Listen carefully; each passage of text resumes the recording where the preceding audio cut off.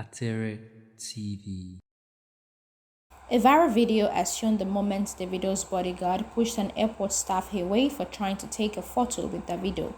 In the video, Davido and some of his boys were walking towards his private jet when an excited man almost stepped in the singer's way for a photo.